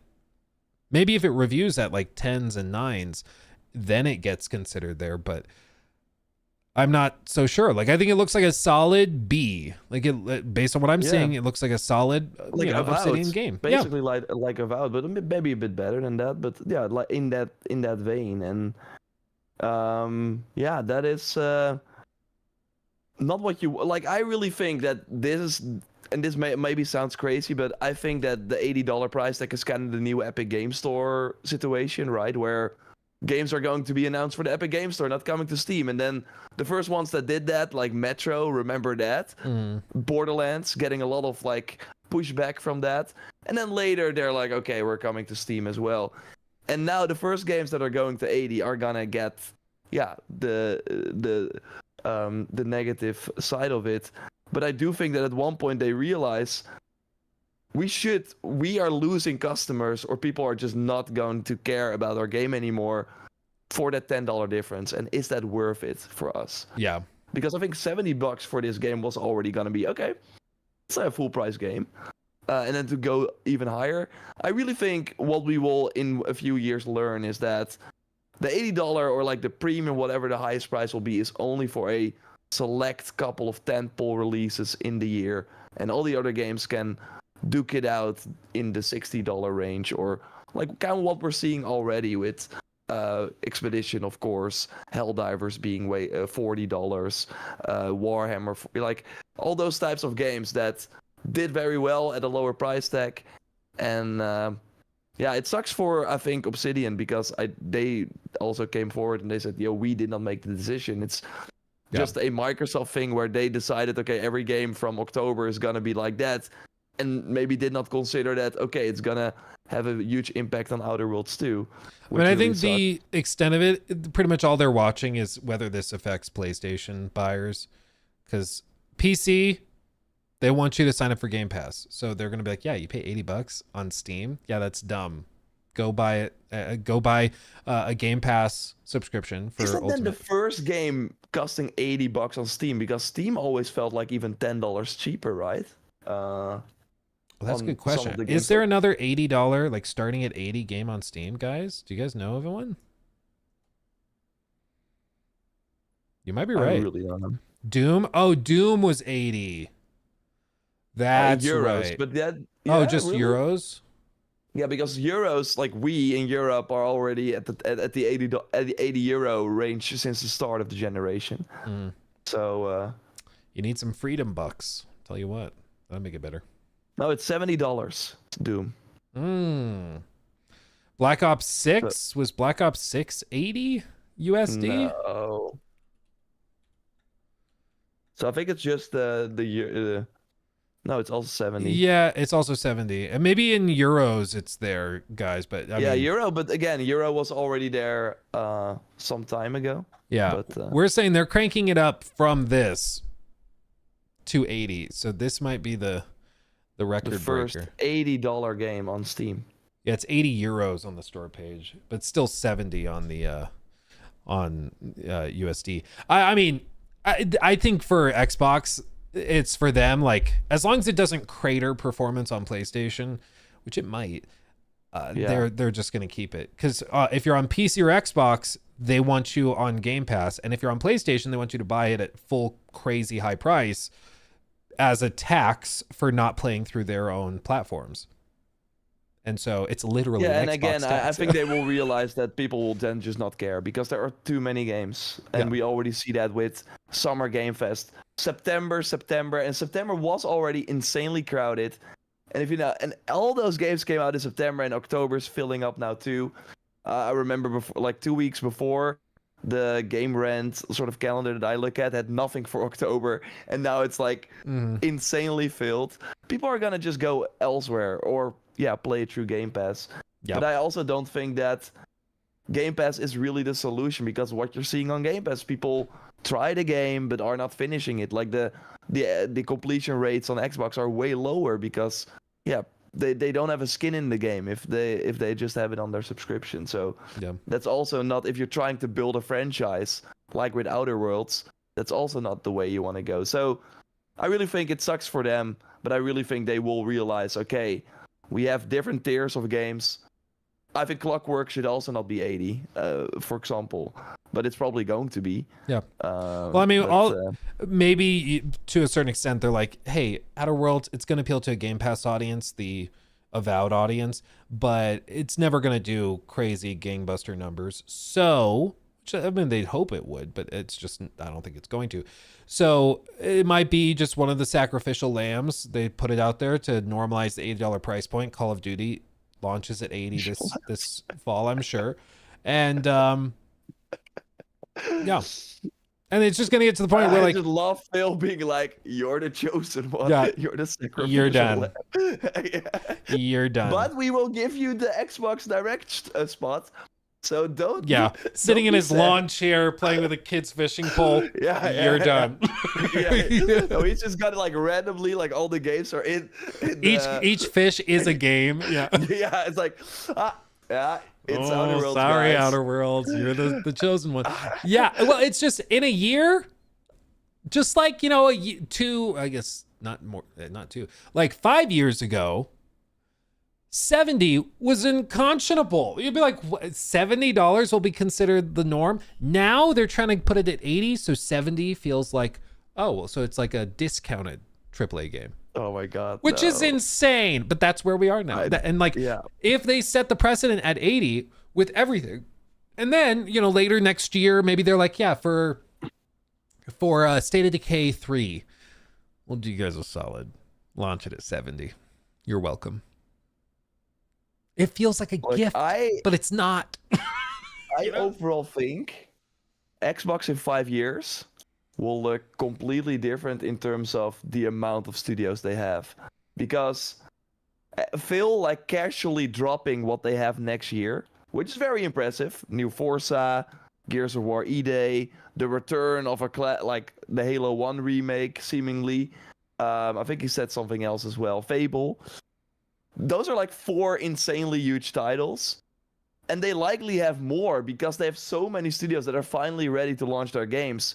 But it's not healthy. Because if you look at Doom the Dark Ages, when Doom came out, like Eternal, it was a huge moment. That game really, like, kind of set the world on fire. People were really, really hyped for it. It did very well. And it feels like saying Doom the Dark Ages now, probably in some people's mind was like, oh yeah, that was like 2 weeks ago. A few weeks ago. And I don't think that's sustainable to have these huge games that kind of come and go and are just a checklist for them. Yeah, it does feel like PlayStation has many, like, they don't have as many studios, of course, as Xbox does now, but it does feel like PlayStation, if they reveal Corey's new project or a new trailer for Naughty Dog's game or what have you, those become the events. Like, that is enough to be like, did you see the state of play? They showed the next God of War. You know, that's a big thing in their favor. But that's assuming Xbox doesn't get there as well. I mean, this is the tricky bit. If they get to the point where they really do have like 15 studios that are putting out phenomenal games, and they can just do that every quarter, have a new one, or twice a year have a massive game like that. I mean, that was the goal of spending 70, 80 billion dollars, was to get to that point where you're just dominating the market. And it's possible that they stay there. I mean, if they got their production schedules figured out and they're not going to have a bunch of dry spells, they could have a pretty steady drip of just massive AAA games. But they will see that it won't matter. I see Boxel here saying, anyone remember all the Doom and Animal Crossing memes? Like, that was huge.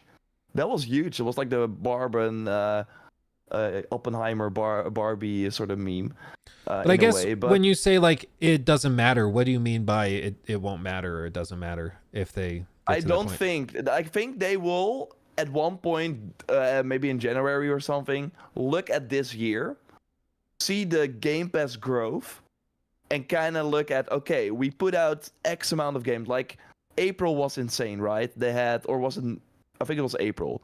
They had South of Midnight, Oblivion Remake, Expedition 33, and, okay, Forza and Indiana Jones were then on PlayStation. But still, those are 3 huge games. Did they see a huge subscriber bump because of that? Or was it just maybe attention they moved away from one game. Like, I think having the Oblivion remaster took the world by storm, and that was already enough, it feels like, for that month, next to the other games they had, or the deal they had with Expedition 33. Do they need South of Midnight? Do they need the freaking Lantern or Tower game from Double Fine? Like, I think they will, sadly, because right now they do give time and money to these studios to make creative products. Do we need... Because Doom is a very old school way of making a game and marketing it, but it came and went, and it should have been a way bigger moment, but they did it as if it was still the Doom that it was before, not on Game Pass. But then you see that it only sold 200,000 on PlayStation. Those are the kind of the numbers. They had said, like, biggest Doom launch, 3 million players, but 2 million were on Game Pass, which is still not a lot, by the way, if they have 35 million subscribers, which is crazy to me. So at one point, because Doom probably cost 200 million to make, maybe 50 million extra marketing, or maybe less, but still a lot of money. I do think they will just at one point look at their portfolio and be like, do we really need all those games? Or can we just sustain it with one big title every quarter that is really a moment and really a, oh my god, I need to get Game Pass, or maybe, and then get deals with third parties for their big games, and then kind of cruise it out and also put focus on all these games? Because that's what you see now with the Xbox Showcase. They have 1 hour of a lot of big games, but more than half of it is missing. Or even, like, okay, they have what I mentioned in 2026. Is State of Decay forced to go to 2027 because they will just kill their own games if they put it out next year? What about Everwild? What about... The list goes on. And on the Sony side, we're like, where are the games? But Sony's now like, Microsoft, bring them over. We're like, they're making free money from Microsoft having all these studios releasing their games. So Sony doesn't need to rush it, but they know, okay, Death Stranding 2 and Ghost of Yotei, those will hit, and those will be our moments, and then next year we will see what that is. Xbox has to pick and choose, and I think at one point they will just pick a few games, the Fallouts, the Elder Scrolls, and leave the rest by the wayside, sadly, I think. Yeah, it's an interesting question. I think what's going to be interesting to watch, though, is that PlayStation's business only works if you have those moments. Like, if Ghost of Yotei is not a moment, it sells like Doom. It sells the 200,000 copies. Like, it just doesn't do well, which I don't see it ever doing that poorly. But you know what I mean? Like, if it's not a moment, their whole pricing strategy falls apart. It has to be a moment for everybody to buy it. Everybody's talking about it. Yeah, it's got to be a big thing. And that's, something we can safely assume with their pricing structure. With Microsoft, if I think what they're looking at, and the only thing I've been able to come up with for why they released so much in April was, / early May, was specifically that they must see that as the point in their schedule every year where they start to see people canceling their subscription. And so they just drowned people in content during that rough period. And maybe it's, school's ending. Maybe it's that PlayStation typically has something big in like the May period. Who knows? But they just decided we're going to flood people so they don't cancel. And then in the summer, people get busy again. They're doing other stuff. The cancellations plummet. They forget. Oh, yeah. And so I think that there's... For Xbox, like somebody did the napkin math, they're taking in with 35 million members. They're probably taking in 500 million a month. Pretty good. And at that point, it's not really about the moments. It's about just keeping it at 35 million. However that's done. And I'm sure they're doing insanely complex research on what players are canceling, why, when they cancel, what was the last game they played, how long did they play it, what other games did they play, what do we need to do to appeal to them? And so maybe like the tower game, maybe some of these more like niche AA games doesn't make sense in the context of a PlayStation business, because I agree, it wouldn't make sense for them to do that. But for Xbox, if those games keep, even 5% of that player base subscribed during a rough period when they would normally cancel, that's worth it for them, even if it's a really expensive Or bringing game. new people that otherwise would never subscribe. I think those, like just with Netflix, those are the types of things that they want. They want to reach that new audience that they otherwise would not get. So that's a very interesting way of looking at it for sure. Yeah, it's just hard for me to see if Xbox is happy with a performance like Doom. I already thought it with Indiana Jones was like, okay. But maybe they are, but yeah, it feels like it came and went, and for a game of that caliber. I do agree it came and went. It feels like it was much less of a big deal than Eternal was. I also don't think it was quite as good as Eternal, so that also probably is a piece of it. And it's also perhaps, whenever you mention it, you get yelled at by fanboys. But franchise fatigue is a thing. You put out 3 games in not necessarily close succession, but and they don't feel like as distinct as maybe they could have, even though Dark Ages was a pretty big departure. I mean, it could be that they just need to let it sit on ice for a minute and like go and really reinvent some stuff and go crazy, maybe restructure it, like just something like that. It's a problem with all of these games in franchises is franchise fatigue. It's something I think Ubisoft will be watching for, because they're going to be putting out 600 Assassin's Creed games by the end of the decade. So I mean, right now we're dying though, because the Shadows post-launch is almost non-existent. So well, and then they still got a plate to fill, I think. Yeah. But how? And they're gonna fill it with the bucket and just. Oh yeah, they're gonna do it. Yeah, if next year we're sitting here with 4 new Assassin's Creed games announced and released around this time. Yeah, okay, stop, please give us a break.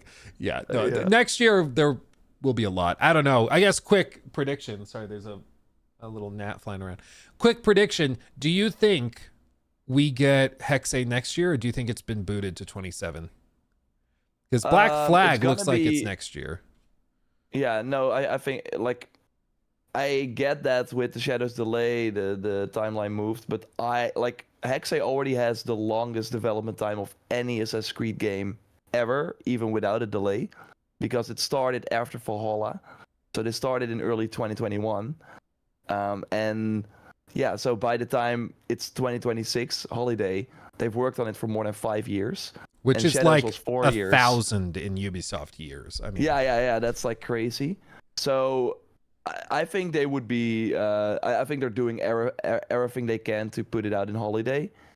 So I think next year in May they will announce it. Also, with it not being this huge open world, I do think that hopefully makes it a bit, easier to get that right. Easier to polish. And I also think that if GTA 6 gets delayed, which I still believe will happen to October, then I think an Assassin's Creed game can survive, while Far Cry and Ghost Recon, that they also want to put out, those cannot. You don't want them around that window, I think. So if you want to push games to early 2027, it's going to be those two. Yeah. So that would be my take. Yeah, I think that makes sense. Yeah. And Jor, as we all know, is like a seer with Ubisoft stuff. So yeah, it's going to get an 86 on Metacritic. Yep. Calling it down. No. Lock it in.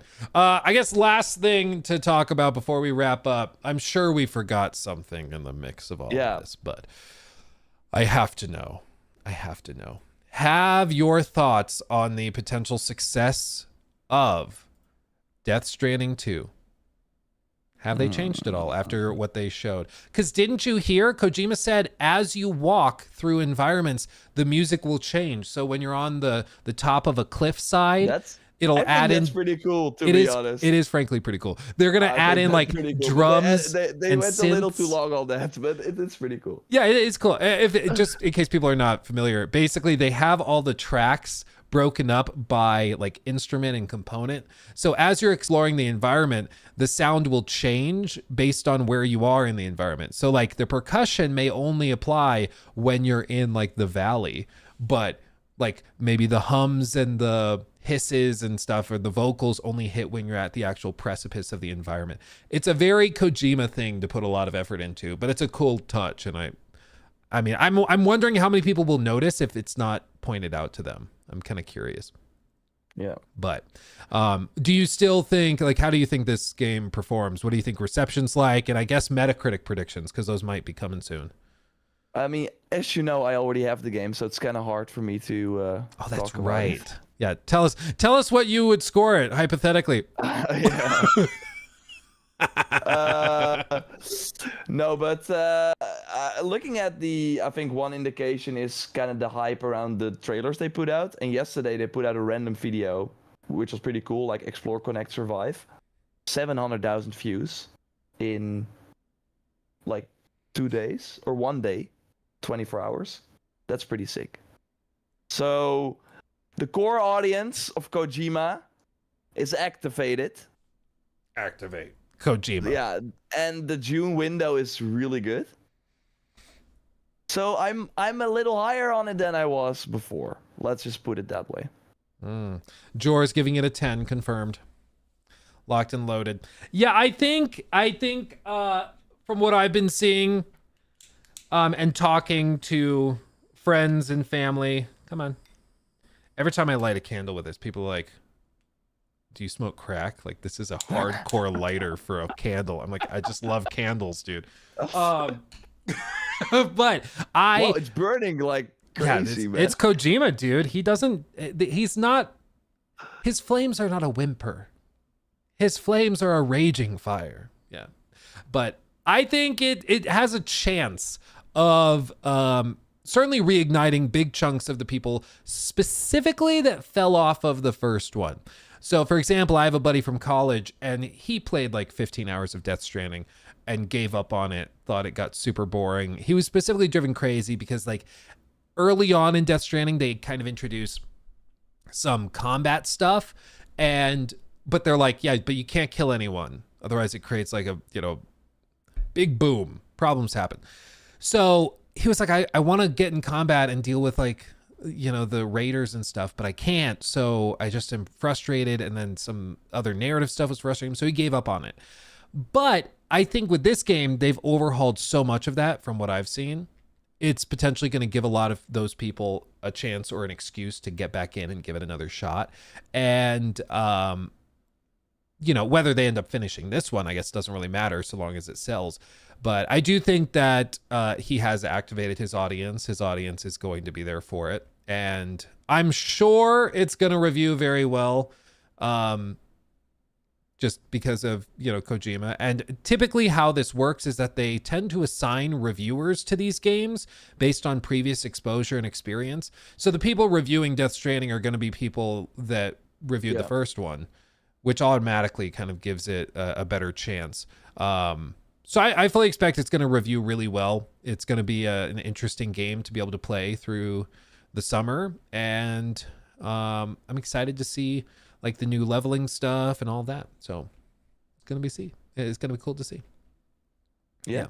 Will I be making a Death Stranding 2 video? Oh, like a skeptical look or something? Maybe. If people are interested. I mean, I'm not opposed to it. I think at this point, everybody kind of knows what they think about Death Stranding. And I will also say the Death Stranding, or specifically Kojima fan base, is among the most bizarre in all of gaming. I've got stories. I've got stories. And every time there's a moment where I'm like, I could do another video on Kojima stuff. I'm like, I don't know if I want to open up that can of worms again, because every time I'm like, I feel like I lose brain cells. But we'll see. I don't know. We will see. Do you have any closing thoughts, Mr. Jor?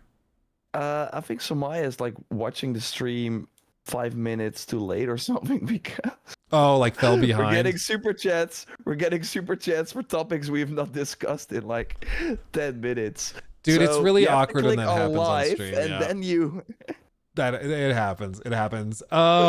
Let's see. Let me finish catching up on super chats real quick, and then we will call it a day. Yes. Where did I leave off? Let's see. I think I saw that one. Okay, we read that one from Sumaya. Zoob, thank you for the 2. James Bond has always been sleazy. Well, he's an alcoholic. What did you expect?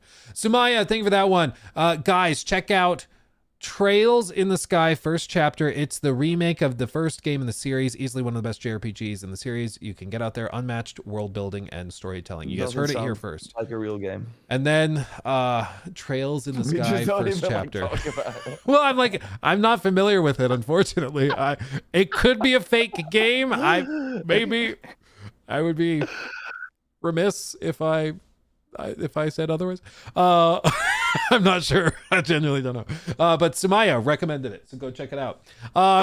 Judson, thank you for the 5. Even though I love Hitman, I wished Ubisoft went that direction for social stealth and bring back being an assassin again. Whoa, what a concept. You sound crazy right now. Assassin? What? Only if Mirage did well. Yeah. Well, who knows? Maybe their next game will be much more assassin than Creed, but we shall see. I don't think Jor's convinced. Sumaya, AC Infinity platform was clearly built for being a paid battle pass. It's dumb. I miss the days where there would be a cool cinematic and logo screen with OST. To be fair, they do kind of, a lot of companies still do that, but I agree. Loading straight into the Infinity Hub right now feels just really weird. Because it's like, yeah, so you load in and then you can launch other games. Okay, like it really was not that difficult to launch through Steam the other game. Like it really wasn't that much of a hassle, but okay. Once they can find a way to make it useful and like unique and helpful, then we'll be talking. But right now I just don't see the hook, because I think the hook was monetization that they stripped out. Nerdy Giant, thank you for the 10. You two are my absolute favorite. Do you think 007 will be early 26, or do you think the gameplay will be shown at Gamescom? Also, Dawn of Blood Walker gameplay, will you stream it on the 21st? I would like to stream it. Yes. As for 007 launch time, what do you think, Jor? Usually when they announce games like this, they come out before the next Summer Game Fest. So otherwise, I think the timing is interesting. But I'm not sure what the financials look like for IO Interactive, because then if it's like this financial year, then you would say, okay, or this financial year is like till April, like most of the companies. Then I think early makes sense. But I think it's kind of hard to say, though. I think that with many of the games, like for Capcom, they don't have a big game this financial year. So Resident Evil in February makes sense, just like Monster Hunter last year was their only big game. So it's kind of hard to predict, but them showing it now does make me feel like it's before GTA 6. I think I would agree with that. Yeah, I think we get a big deep dive, probably summer or Game Awards. As for whether it shows up at Gamescom, I think it could, because they're based in Sweden, I want to say. I think they're based in Sweden. So it's not impossible. It would be easier for them to head over there. And it's all Jeff Keighley, so they have the connections already. So if it's ready, they could show it there for sure. Yeah. But I agree. I get the vibe, especially after MindsEye eating up a chunk of investment from them. I'm guessing that they'll want to even out the balance sheet, which is a good way to do it. Zoob, thank you for that one. The 2, Jor, also sponsored by Raid and King Arthur Trash. Dude, I got offered Raid Shadow Legends way back in the day, and I never took it. Oh, dude, I was one of the first too. But I played 100 hours of that game, so I'm able to make an ad for it. Yeah, he's an addict. What else? This is pre-Switch 2 days, guys. What else would he play in the bathtub? It's the perfect bathtub game. Like what? Yeah. I downloaded it because I was gonna do an I tried for it once, and I was like, this could be a funny video to do. Like I actually tried Raid Shadow Legends, not sponsored. Like, and I was like, I think people would be curious. Believe you, even if you said it was not sponsored. They would not believe. But like I booted it up. Actually be stupid to do it and not get sponsored. Yeah, well, I kind of realized that at one point. I was like, I could do that, but they stopped paying well at some point, and so now they're like one of the lowest paying sponsors that reaches out every other week. But yeah, it's just it never materialized. I really struggle getting into mobile games, guys. Like it's just they do not tickle my brain. They're built for a certain type of person, which I get. Most people are, because they make a lot of money from most people. My brain just does not find mobile games interesting at all. Like the little timer stuff where it's like, hey, spend 3 energy to cool down this hero faster. And I'm like, F off. And I uninstall. I'm just like totally done. Not interested. To be fair though, some of the newer ones have kind of shied away from that, but it's still, it grows like that. For me, it's really at one point they want to become part of your daily routine. And I was like, sometimes just the first thing I did was play 1 hour of the mobile game I was currently playing before starting with my day. So I was like, what the heck am I doing? If I remove that, I have like 1 extra hour and I'm not grinding the same stupid shit.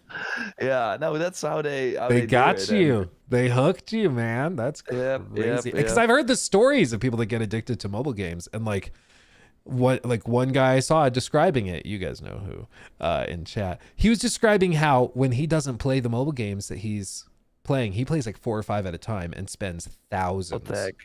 Thousands on them. They track his spending, and he spends $40,000 to $60,000 a year on these mobile games, just the ones we know about. But he was saying when he doesn't play the mobile games, like on a given day, he feels itchy. He's like, yeah, I don't feel right. Like I feel like I need to. Freaking addiction, man. That's not good. Yeah, it's not good. It's very bad, very bad. If I'm describing you out there, Get some help. Get some help. Playing it before like laying in bed first thing in the morning, that's fine. Jor's got that foldable phone, so the game is in one half of it. Twitter's on the other. YouTube, dude, TikTok. I'm playing 2 mobile games at the same time. You're grinding both, yeah. That's addiction too. Yeah. Oh, crap. But like that's whatever. It's when like you start to feel itchy because you aren't playing a mobile game. That's when you should wake up and be like, I should not do this. That's an issue. That's bad. Let's see. Sam Browning Jr. Became a member at Show Off tier. Thank you. What a show off. Thank you for that. Very generous. Nice. Judson, thank you for the 2. Outer World 2 won't affect Xbox user, aka Game Pass. Well, the hope is that it at least engages them and they stick to it. But if you mean like it won't have a big splash effect, I mean, I don't think it's anywhere near as big of a game as they are acting like it is. Maybe it blows my mind and it outperforms Doom. But do we really think Outer Worlds 2 outperforms Doom? Like, it's possible. I mean, I'm not impressed by the Doom numbers, so... Well, I'm just saying, like, I'm not impressed by the Doom numbers, but are the Doom numbers not great because of Doom or because of, like, the platform / package that was offered and, you know, in which it was offered? So I don't know. Avowed, I think, did better than Doom. I could see that. Well, they said 3 million. 5.9 million players since launch, but I'm not sure what the source is for that. In the first month.